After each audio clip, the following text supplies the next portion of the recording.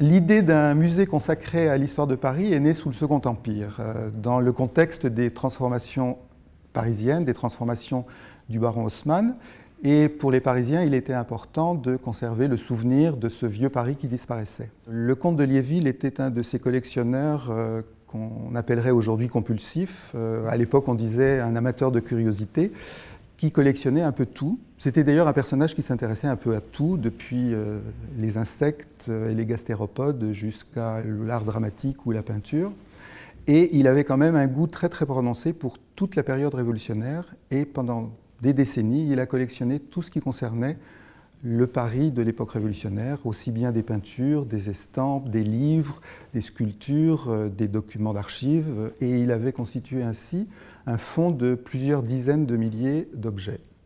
Il habitait un petit hôtel particulier dans le 17e arrondissement, un quartier plutôt populaire, dans la mesure où il n'était pas très friand des mondanités, et il préférait avoir une maison moins luxueuse, mais pouvoir dépenser plus d'argent pour enrichir ses collections.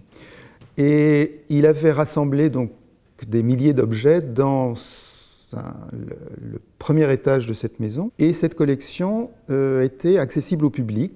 C'est donc ce fonds qui est entré en 1880 au musée et qui a été présenté dans le premier musée carnavalet qui ouvrit ses portes en juin 1881, pour être précis.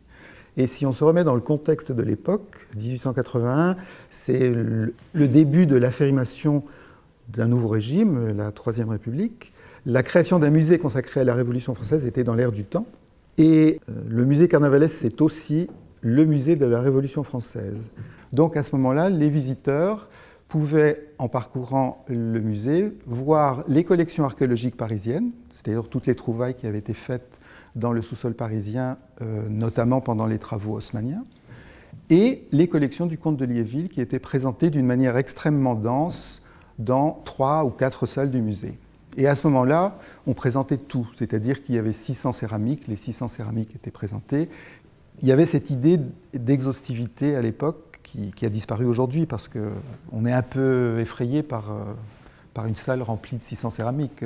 Donc aujourd'hui, il y a une sélection qui est faite, et c'est un peu la même chose pour l'ensemble des différents fonds. Parmi les peintures les plus intéressantes, il y a un double portrait, un portrait de Marat en train de rédiger un texte tenant un bonnet phrygien, très suggestif, et puis un portrait de Charlotte Corday avec un poignard en main qui vient d'assassiner le dit Marat, qu'on aperçoit au fond du tableau dans sa baignoire. Et donc ces deux portraits sont parmi les œuvres qui ont marqué les visiteurs dès l'ouverture du musée. Il avait réussi à réunir des peintures populaires. Il y a notamment les grands panneaux de Dubois qui formaient probablement le décor d'une pièce, peut-être un cabaret, ou peut-être un intérieur privé. Parmi les pièces les plus singulières, il y a cette maquette de la forteresse taillée dans une pierre même de la Bastille, qui était une espèce d'objet souvenir qui, à l'époque, a été largement répandu dans les différents départements français et offert aux grandes personnalités, à commencer par le roi, mais aussi Lafayette ou même Washington aux États-Unis. La collection a continué à s'enrichir jusqu'à nos jours. Et la collection révolutionnaire aujourd'hui est probablement le meilleur moyen de se faire une idée de ce qu'a été la période révolutionnaire à Paris.